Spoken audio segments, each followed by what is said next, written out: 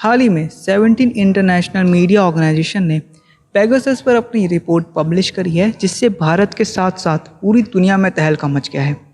अब तक आपको पता चल गया होगा कि पेगासस क्या है और ये कैसे काम करता है। ये वीडियो है पेगासस के क्रिएटर एनएसओ ग्रुप पे। एनएसओ का मतलब क्या है, इसे किसने बनाया है और क्यों बना गया है। वीडियो को एंड तक देखिएगा और कमेंट करके बताइए कि क्या इंडिया में पेगासस का यूज़ हो रहा है या नहीं। एनएसओ की हिस्ट्री जानने से पहले एक बात आपको क्लियर होनी चाहिए कि एनएसओ का वर्क आज भी काफ़ी हद तक सीक्रेटिव है। यहाँ के फॉर्मर एम्प्लॉयज़ तक इस कंपनी के बारे में बताने से डरते हैं, इसलिए एनएसओ से जुड़ी एग्जैक्ट डाटा आज भी लोगों के पास नहीं है। यहाँ भी कहानी शुरू होती है दो दोस्तों से, शैलेव हुलियो और ओमरी लेवी। ये दोनों चाइल्डहुड फ्रेंड थे और साथ में मिलिट्री में भी थे। इज़राइल में उस समय स्टार्टअप बूम था और इसी के चलते उन्होंने भी अपनी 20 साल की उम्र में प्रोडक्ट प्लेसमेंट का स्टार्टअप शुरू किया, जिसका नाम था मीडिया एंड। सब सही चल रहा था, लेकिन फिर किस्मत ने पलटी मारी और 2008 में आया ग्लोबल रिसेशन, जिसमें बहुत बिलियन डॉलर कंपनीज़ के साथ साथ उनका स्टार्टअप भी डूब गया। उन्हें अब वापस से शुरुआत करनी थी और वो एक नए स्टार्टअप के साथ आए, कम्युनिटेक। इस स्टार्टअप से वो मोबाइल ऑपरेटर्स को टेक सपोर्ट में हेल्प करते थे, यानी कि मोबाइल ऑपरेटर्स दूर से ही यूज़र्स के मोबाइल को कंट्रोल कर सकते थे उनकी परमिशन के साथ। लेकिन जैसा आप गेस कर सकते हैं, ऐसी टेक्नोलॉजी केवल मोबाइल ऑपरेटर्स के काम की ही नहीं है। इसलिए उन दोनों को इंटेलिजेंस एजेंसीज़ ने भी कांटेक्ट किया। शैलेव और ओमरी साइबर इंटेलिजेंस से बेरुख थे, लेकिन उन्होंने सोचा let's give it a shot. अब क्योंकि वो दोनों साइबर इंटेलिजेंस से बेरुख थे, इसलिए वो एक तीसरे मेंबर को लेकर आए इस पिक्चर में, इज़राइल की मुसाद इंटेलिजेंस का मेंबर निव कैरमी। और 2010 में मोबाइल ऑपरेटर्स को टेक्नोलॉजी बेचने वाले दो फ्रेंड्स ने इज़राइल इंटेलिजेंस के मेंबर के साथ मिलकर स्टार्ट करी एनएसओ, निव, शैलेव एंड ओमरी। तीनों का अपना अपना रोल था कंपनी में। निव संभालेंगे टेक्नोलॉजी और शैलेव और ओमनी संभालेंगे बिजनेस। इसी के साथ बनाया एनएसओ ने अपना पेगासस।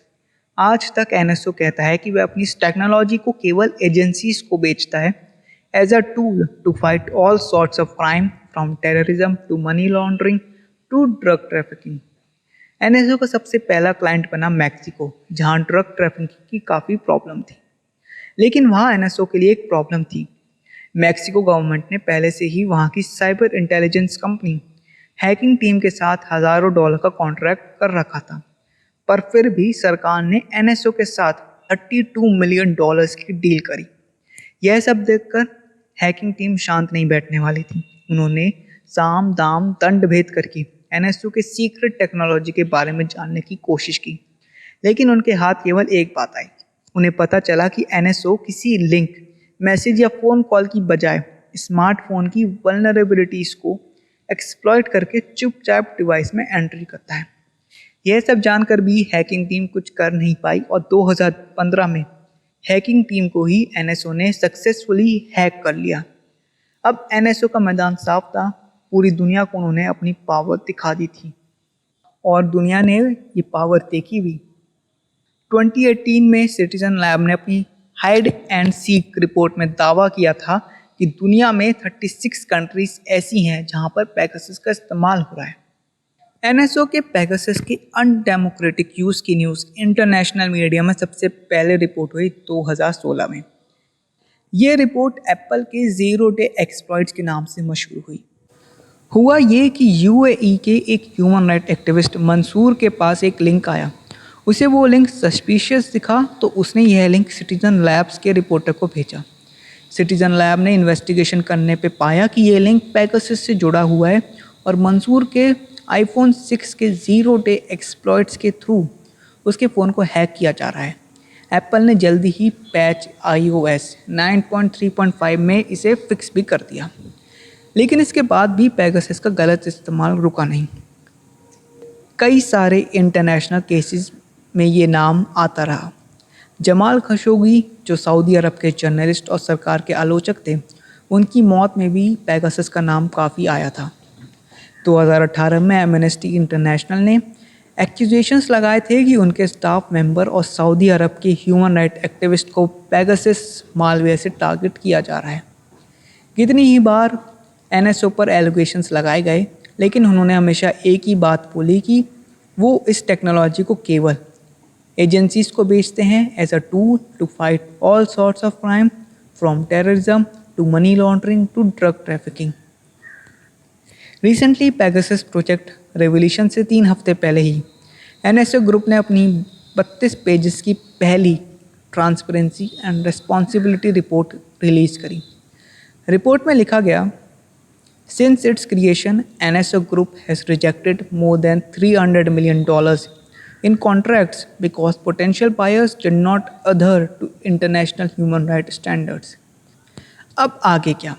अब तक किसी भी कंट्री की कोर्ट में पेगासस के खिलाफ लगाए गए आरोप प्रूव नहीं हो पाए हैं। एक सोर्स जो एनएसओ के काफ़ी नज़दीक है, उसका कहना है, I think they are much less shady than the hype would make you believe. All technology can be abused, and they of all seem to do legal, export-controlled business। खुद NSO कहता है कि NSO creates technology that helps government agencies prevent and investigate terrorism and crime to save thousands of lives around the globe। लेकिन इसका मतलब ये नहीं कि NSO पे लगे एक्विजिशंस को इग्नोर कर दिया जाए। कोई भी कंट्री या कंपनी ऐसी किसी भी ख़राब नाम वाली कंपनी के साथ अपना नाम नहीं जोड़ना चाहेगी। इसका रीसेंट एग्जांपल है कि अमेज़ॉन वेब सर्विसेज ने अपनी सभी इंफ्रास्ट्रक्चर्स और अकाउंट्स को बंद कर दिया है जो NSO ग्रुप से लिंक्ड थे। इसमें अब हम क्या कर सकते हैं? इन द मीन टाइम हम लोग बस वेट कर सकते हैं, या तो पेगासस को क्लीन चिट मिलेगी और नॉन डेमोक्रेटिक कंट्रीज़ में वो वर्क करता रहेगा। ये एक्विजिशंस प्रूव होने पे उसकी फंडिंग रोक दी जाएगी और एक टाइम पे पेगासस मालवेयर को बैन कर दिया जाएगा हर जगह।